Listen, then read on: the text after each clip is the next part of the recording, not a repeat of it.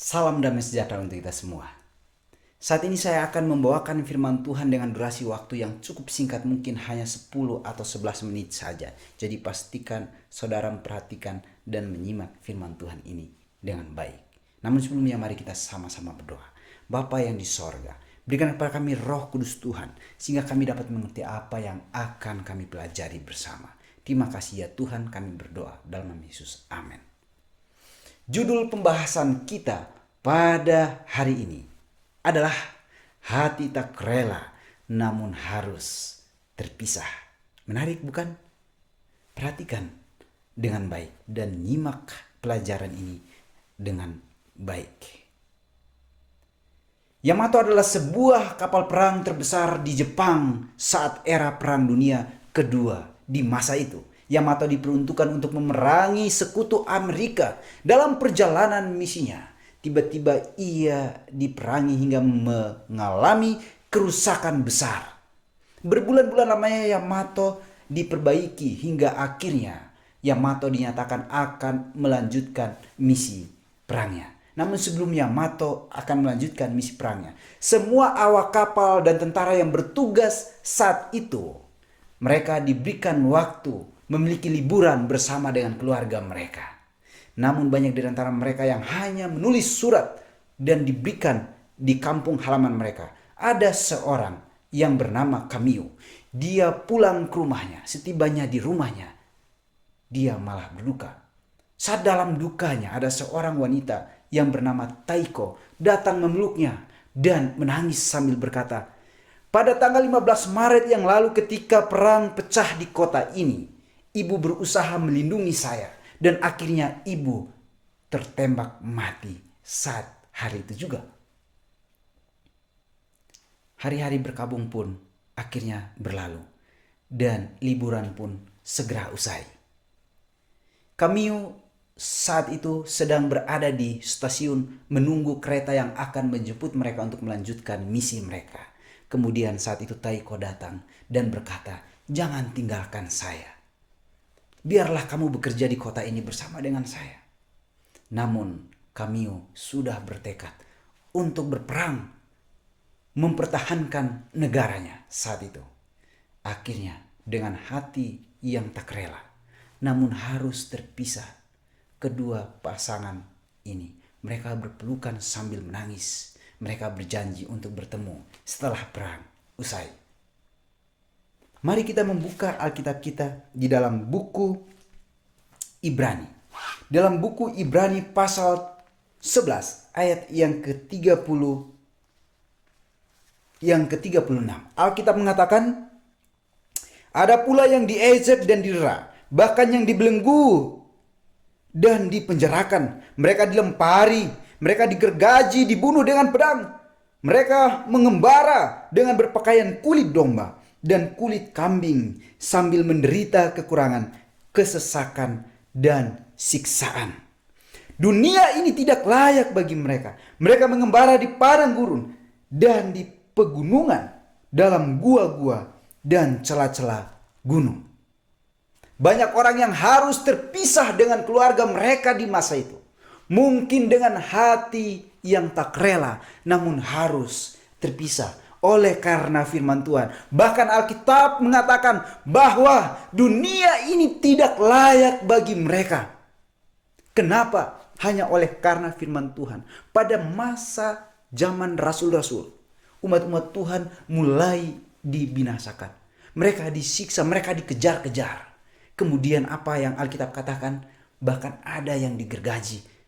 Banyak orang yang terpisah dengan ibunya, dengan ayahnya. Mungkin orang-orang tua melihat anak-anak mereka harus disiksa, dibunuh hanya oleh karena firman Tuhan. Kenapa? Kenapa mereka begitu rela? Begitu luar biasa bukan? Mari kita membuka Alkitab kita. Ini adalah salah satu alasannya. Ya.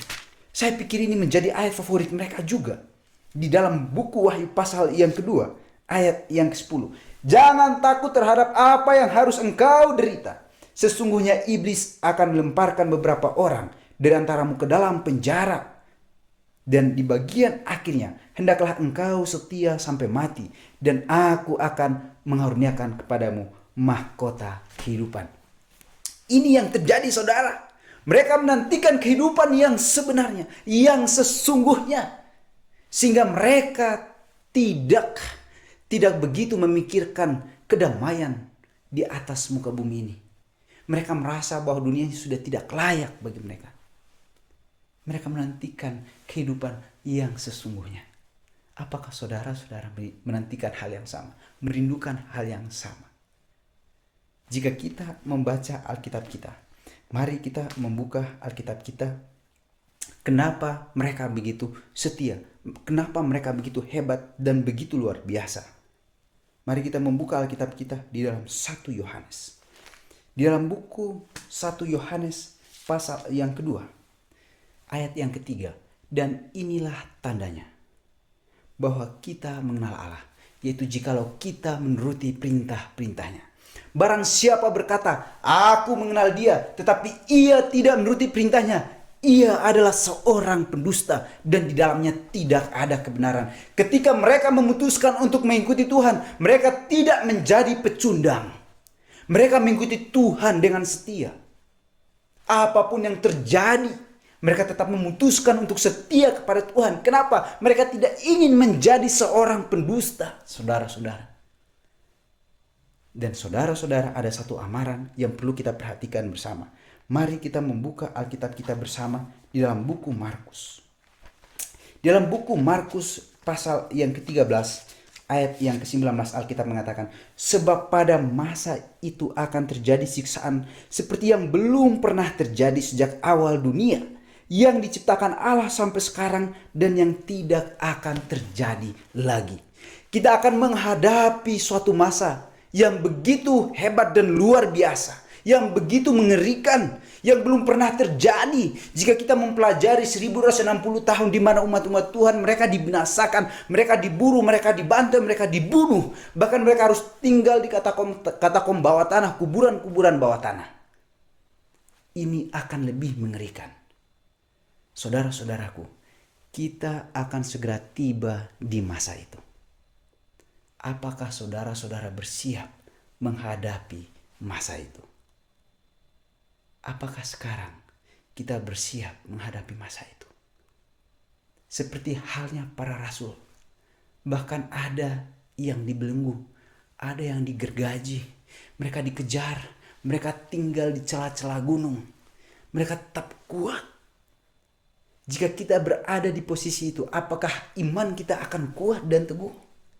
Lalu pertanyaannya, bagaimana caranya agar saya saat ini bisa bersiap untuk masa itu? Karena waktu kita begitu singkat, saya akan memberikan satu tips yang ditulis dalam Alkitab. Masih di dalam 1 Yohanes. 1 Yohanes pasal yang kedua, ayat yang ke-15. Janganlah kamu mengasihi dunia dan apa yang ada di dalamnya. Sebab jikalau seorang mengasihi dunia dan apa yang ada di dalamnya, maka kasih akan Bapa tidak ada di dalam orang itu.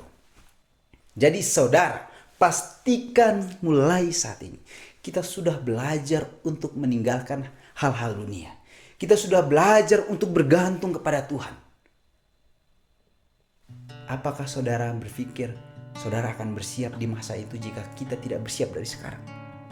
Jangan berharap saudara. Iman itu harus dipertumbuhkan. Kita harus memiliki kekuatan iman dipertumbuhkan dari sekarang. Di masa muda kita, mari kita selalu berserah kepada Tuhan dan mau bersandar kepada Tuhan.